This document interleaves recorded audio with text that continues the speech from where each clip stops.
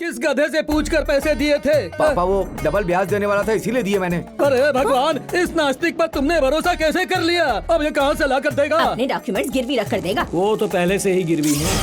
Bond papers बेच दिए, already bank में सरेंडर कर दिए। ये क्या गुरुजी, दुकान हमारी टूटी, मातम ये मना रहे हैं। क्या करें, इनके पैसे जो अटके हैं। हमारी मेहनत पे इनकी अय्याशी टिकी है, ब्याज की कमाई पे जीते हैं। भगवान से ज्यादा हम पर निर्भर करते हैं, इसीलिए हवा टाइट है। मॉल में एक साबुन के साथ एक फ्री ऑफर देखते हैं, और गुरुजी तुम तो भगवान में भी ये ऑफर चला रहे हो। इतनी पुरानी मूर्ति को कोई फ्री में भी नहीं लेगा। ओहो, मोटा तगड़ा बकरा आ गया। द्वारिका में जमीन की खुदाई करते समय एक मूर्ति निकली थी। कहते हैं उसमें कृष्ण जी का वास है। यही है वो स्वयंभू मूर्ति, अपने आप धरती पर प्रकट हुई। ये है वो कृष्णा? क्या मैंने सही सुना? इन डाई किए हुए बालों की कसम, ये मूर्ति फ्रॉडेश्वर नाम के एक बाबा ने स्वयं मुझे अपने हाथों से दी थी। क्या कहा? फ्रॉडेश्वर नाम का कोई संत बाबा ने द्वारिका से निकले शंभू को तुम्हें दे दिया? सेठ जी, इन्हें कहानी सोचने दो, ब्रेक मत लगाओ। वो बाबा इतनी धूप में प्यास से बेहाल थे। 2 दिनों से कुछ खाया या पिया नहीं था। कोई पानी पिला दो, कोई खाना खिला दो, इस तरह रो रहे थे। मैंने उन्हें एप्पल जूस पिलाया, पिज्जा खिलाया। ये सब खाकर बाबा प्रसन्न हो गए और ये मूर्ति मुझे दे दी। और तब से ये मूर्ति मेरे पास ही है। एक खोली में रहने वाला ये अनाथ बुर्ज खलीफा में 3 फ्लैट खरीद चुका है। हाँ। यहाँ तो पुरानी मूर्तियाँ हैं, स्वयंभू कैसे सेठ मिलेगा? जी, हर पुरानी मूर्ति स्वयंभू नहीं होती, सिर्फ यही मिलती है। रोज इसी टाइम पे एक भिखारी बंसी बजाते हुए आता है। आज क्यों नहीं आया? इसी टाइम पर रोज कृष्णा बंसी बजाते हैं। सुनो सुनो।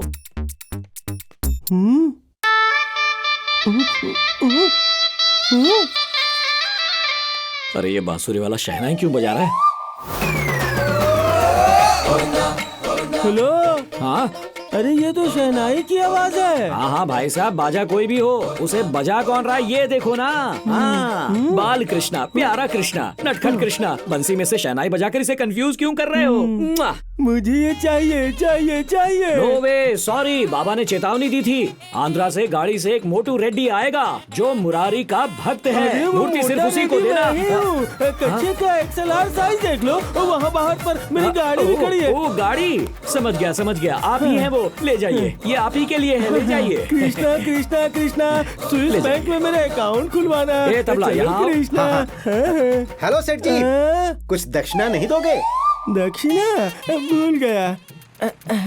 1 मिनट, ये लो दक्षिणा, जाके ऐश करो। सीधा ATM से निकाला है, कड़क नोट बस है। 100 ही कम है तो ये लो, पूरा 101 हो गया। इसमें प्रसाद भी नहीं आएगा। अरे तबला, भक्त का भाव देखा जाता है, हमेशा पैसे नहीं देखे जाते। पता है बाबा ने ये मूर्ति हमें कितने में दी थी? 10 रुपए में। और मैंने उन्हें अपना चेन निकाल कर दे दिया था। और आज देखो मैं कहाँ हूँ। हाँ, चांदी की प्लेट में पकवान खाता हूँ, कपड़े सिर्फ डिजाइनर पहनता हूँ, 4 तो गाड़ियाँ हैं मेरे पास। पैसों की बारिश होती है, जानते हो ना तुम। कृष्णा का मान रखेंगे, वो 10 गुना फल देगा। सब इनकी कृपा मैं है। किसी से कम हूँ क्या? चैन, ब्रेसलेट, अंगूठी, ये लो ये लो ये लो, सब ले लो।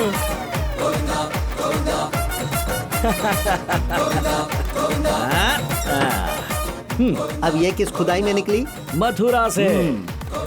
सुधर जाओ गुरुजी, सुधर जाओ। गुरुजी, तुम जो पाप करते हो ना, उसके बदले भाभी आज नंगे पैरों से आग पे चलने वाली है और तुम्हारे बेटे के जीभ में सुई डलवाने वाली है।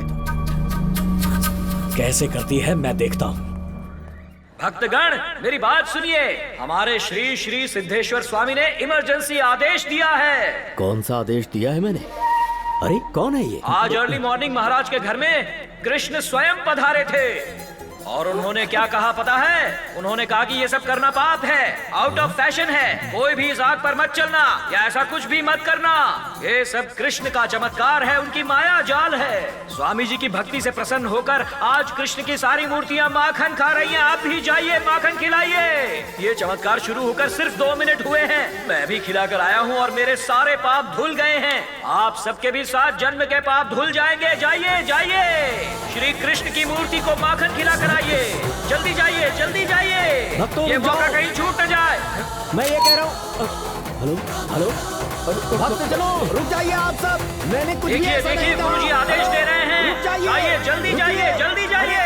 शहर में भूकंप के झटके महसूस किए गए। हालांकि भूकंप की तीव्रता ज्यादा नहीं थी। ये सब आपकी वजह से स्वामी जी का श्राप लग गया आपको। देखो अरे ये प्रकृति का खेल है, स्वामी का इससे कोई लेना देना नहीं है। हाँ, कैसा भूकंप है, सामने रखी बाल्टी भी नहीं हिली। अच्छी बात ये है कि भूकंप में किसी की भी जान नहीं गई, लेकिन दुखद समाचार ये है कि देवराज मार्केट में एक दुकान गिर गई जो तहस नहस हो चुकी है। देवराज मार्केट? में एक मूर्तियों की दुकान है। असलम भाई की दुकान नाम होगी। है मुकुंद। उसके आसपास के किसी भी दुकान में एक ईंट तक नहीं हिली। हम इस वक्त मुकुंद की मूर्तियों की दुकान के ठीक सामने खड़े हैं। आप देख सकते हैं कि यहाँ सारी मूर्तियाँ टूट चुकी हैं। ये सारी तस्वीरें आपको लाइव दिखाई जा रही हैं।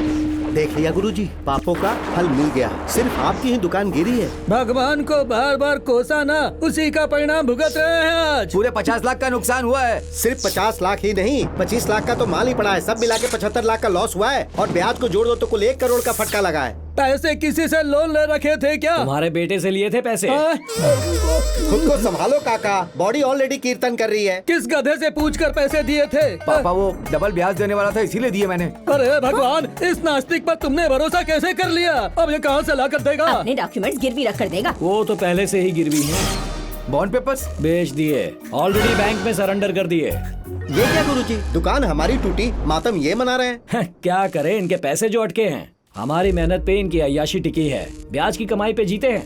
भगवान से ज्यादा हम पर निर्भर करते हैं, इसीलिए हवा टाइट है। हेलो, अब अरे क्या कह रहा है वो?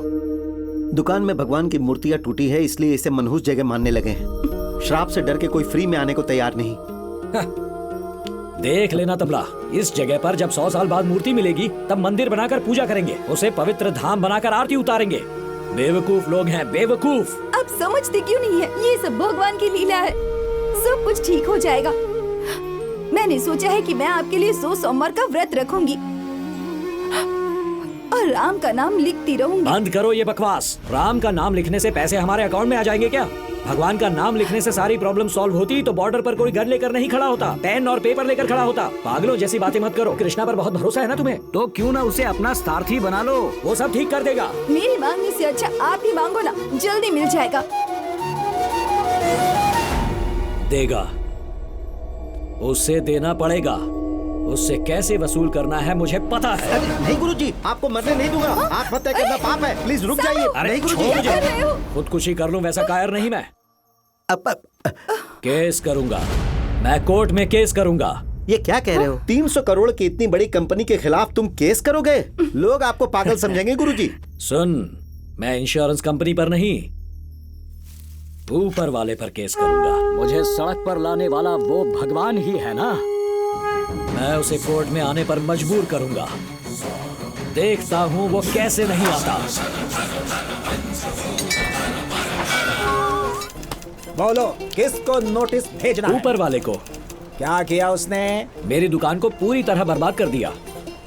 मतलब बहुत बड़ा गुंडा है वो? गुंडा नहीं, सारे गुंडों का गॉडफादर है वो। एक बार उसका सरनेम तो बताओ। सरनेम बोले तो वो टाइटल? वो तो मैं नहीं जानता, पर उसके बहुत सारे घर हैं सर। इसका मतलब बहुत बड़ा खिलाड़ी है।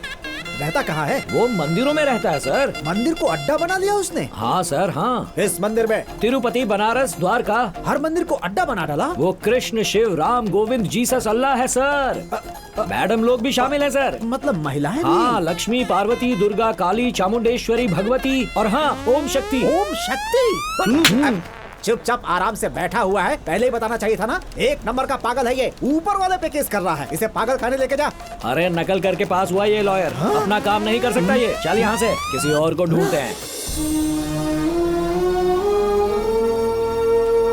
सर, आपका पैर? अब्बू चल नहीं सकते। राम जन्मभूमि के केस के वक्त शहर में कई बार हिंसा भड़की, उसी दौरान मुझे गोली लग गई और मैं अपाहिज हो गया। यहाँ धर्म पे बोलना भी गुनाह है और तुम सीधे भगवान पर केस करने की सोच रहे हो। तुम्हें डर नहीं लगता क्या? और मैं करता भी क्या सर, मेरा सब कुछ बर्बाद हो गया। अब मेरे पास और कोई रास्ता नहीं है लड़ने के सिवा। कोई भी वकील इस केस को हाथ नहीं लगाएगा और मैं पैर से चल नहीं सकता। ऐसी परिस्थिति में ये केस तुम्हें ही लड़ना पड़ेगा। क्या ये हो सकता है सर? लॉ में एक प्रोविजन है, अगर तुम हाँ कहो मैं लीगल नोटिस भेज सकता हूँ किसी और पर निर्भर होने के बजाय। आप खुद ये केस लड़िए, ये अपने आप एक मिसाल बनेगी। अच्छा, देवताओं को नोटिस कौन से एड्रेस पर भेजनी है? मैं नहीं जानता सर। ऐसे कहोगे तो तब तो जज पहले दिन ही तुम्हारा ये केस खारिज कर देंगे। पर सर, उसके मैनेजर बने लोग कहाँ कहाँ रहते हैं वो मुझे अच्छी तरह पता है। देखिए स्वामी जी, इसमें चिंता करने वाली कोई बात नहीं है। मुझ पे यकीन करिए, ऐसा वाहियात केस अदालत खुद ही रिजेक्ट कर देगी। आप बिल्कुल निश्चिंत रहिए।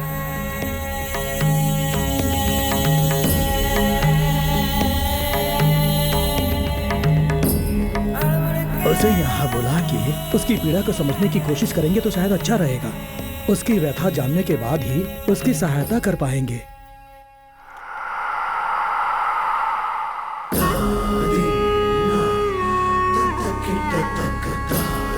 ईश्वर के मायने है न्याय, सत्य, धर्म। एक योगी का कार्य है पथ प्रदर्शन करना। अनंत कोटि जीवों पर राज करने वाले परम पूज्य हैं हम, और सारे जगत की रक्षा करने वाले।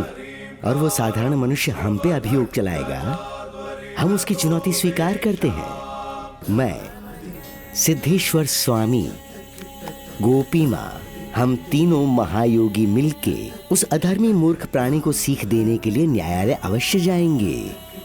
मिस्टर मुकुंद, आपने कोर्ट से दरख्वास्त की है कि इस केस को आप खुद लड़ेंगे। हाँ जज साहब, इस केस को लड़ने के लिए कोई भी तैयार नहीं है, सब डर रहे हैं, इसलिए मैं खुद ही अपना केस लड़ूंगा जज साहब। माय लॉर्ड, या तो ये पागलपन है या फिर publicity stunt. There is no cause or action that can be proved here. So I suggest under order 7th rule number 11 of the Court of Civil Procedure, this case be dismissed straight away for the out of course action. Your honour, ये India है, यहाँ हिंदी भाषा में सब बात करते हैं, लेकिन वकील साहब अंग्रेजी भाषा में कुछ कह रहे थे जो मेरी समझ में नहीं आया, पर एक बात समझ में आ गई। ये इस केस को डिसमिस करने की बात कर रहे हैं, है ना?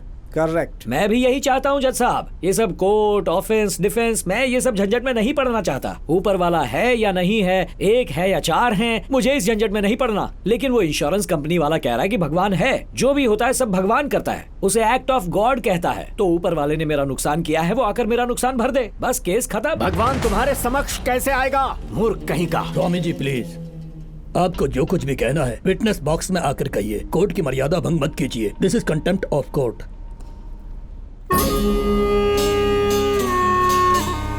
विनाश काले विपरीत बुद्धि। आज तुमने धर्म और ईश्वर का अनादर किया है प्राणी।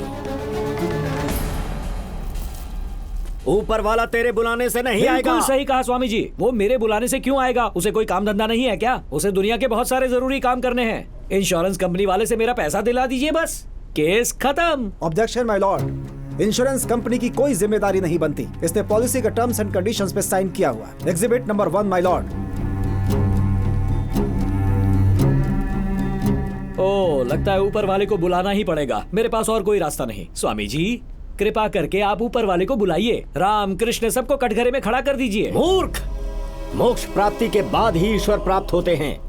तुझ जैसे तुच्छ प्राणी के लिए भगवान भूमि पर नहीं आते। हो, मैं तो तुच्छ हूँ स्वामी जी, पर आप तो महान हैं। आपको मोक्ष की प्राप्ति हो गई है, आपकी तो बातचीत होती रहती है, आप बुलाइए उन्हें। आपका ऊपर वाला कोर्ट में नहीं आ सकता, तो मेरा पैसा दिला के केस खत्म कर दीजिए। हाँ, मैं कंसेशन देने को भी तैयार हूँ। ऑब्जेक्शन योर लॉर्डशिप, ऊपर वाले की सेवा को ये बिजनेस बता रहे हैं। हाँ भाई साहब, ये बिजनेस ही तो है, पक्का बिजनेस है। आप किसी भी मंदिर में जाइए तो चप्पल रखने से बिजनेस की शुरुआत होती है। टोकन लेने के पैसे, लाइन में खड़े होने के पैसे, वीआईपी दर्शन के पैसे, फोटो के भी पैसे, पूजा, आरती, अभिषेक, प्रसाद, सब के पैसे देने पड़ते हैं, और सबका रेट पहले से ही फिक्स है। कैंडल जलाने के पैसे, चादर चढ़ाने के पैसे, ये सेवा वो सेवा, सबके लिए पैसे देने पड़ते हैं। देखिए ये लोग यही सेवा तो करते हैं। महीने के महीने इन्हें सैलरी भी देनी पड़ती है, फिक्स्ड सैलरी, किसी की ज्यादा किसी की कम, इतना ही फर्क है। और इनकम टैक्स बेनिफिट भी मिलता है। और तो और माय लॉर्ड, इस बिजनेस में कोई रिसेशन नहीं है, और अगर कहीं रिसेशन आ भी गया तो जिन्हें तकलीफ होगी वो भागकर सीधे इनके पास ही जाएंगे। बेचारों के पास और कोई चारा भी तो नहीं। सेवा का इससे अच्छा धंधा और कोई हो ही नहीं सकता।